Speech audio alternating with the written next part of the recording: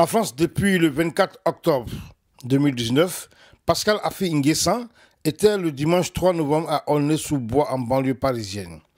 À l'invitation de ses amis socialistes, il a animé une conférence sur la situation de la démocratie en Afrique après 1990. Répondant aux différentes questions de son auditoire, il a passé au peigne fin les principales questions de l'actualité nationale ivoirienne. Au thème de cette rencontre, il nous a confié ses impressions et a fait le point de son séjour français qui prend fin le mercredi 6 novembre 2019. Quel est le message que vous voulez que ceux qui ont préparé la conférence retiennent essentiellement de cette soirée? Qu'est-ce qui a motivé ma participation? Mais d'abord parce que nous avons ici à Aulnay-sous-Bois des camarades avec lesquels nous partageons la même vision idéologique et qui s'organisent pour apporter leur contribution à la gestion de cette commune à l'occasion des prochaines élections. Et donc c'était pour moi une occasion de les rencontrer et d'échanger avec eux, et de leur faire le point de l'évolution du processus démocratique en Afrique de façon générale, parce qu'ils sont aussi concernés par ces questions. Ils sont, en tant que socialistes, des internationalistes. Leur vision politique ne se limite pas à la France, même s'ils sont engagés à l'heure actuelle dans le développement, dans la gestion de la commune. Ils voient plus loin, parce qu'ils savent que le monde aujourd'hui est un monde planétaire, où les États sont interdépendants. Et ici à Aulnay-sous-Bois, il y a une forte communauté étrangère africaine, et donc qui est aussi impliquée dans tout ce qui se fait ici. Il était important que nous puissions saisir cette occasion pour échanger, pour nous connaître, et puis envisager la coopération décentralisée si cette équipe a la bénédiction des électeurs pour diriger la commune. Donc cela participe aussi de la diplomatie des partis politiques, cette diplomatie des hommes politiques, de pouvoir rencontrer d'autres leaders politiques, d'autres organisations politiques à l'occasion de ces séjours. Donc vous savez que la vie politique, elle se nourrit de cela aussi, de relations, de coopération.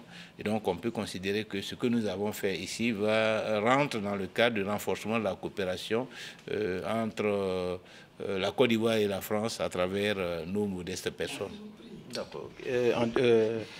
En dehors donc de cette conférence qui apparemment marque la fin de votre séjour en France, qu'est-ce que les Ivoiriens peuvent essentiellement retenir de cette mission que vous avez menée ici en France? C'est une mission qui a été très riche parce que j'ai eu l'occasion de rencontrer beaucoup d'organisations d'Ivoiriens vivant en France, engagés soit dans la politique ou au niveau communautaire. Et j'ai eu l'occasion aussi de parler de l'évolution de la situation politique en Côte d'Ivoire, de parler aussi de la santé politique du Front populaire ivoirien et de parler de l'unité du parti. Et j'ai noté que sur ces différents chapitres, il y a eu de réelles avancées.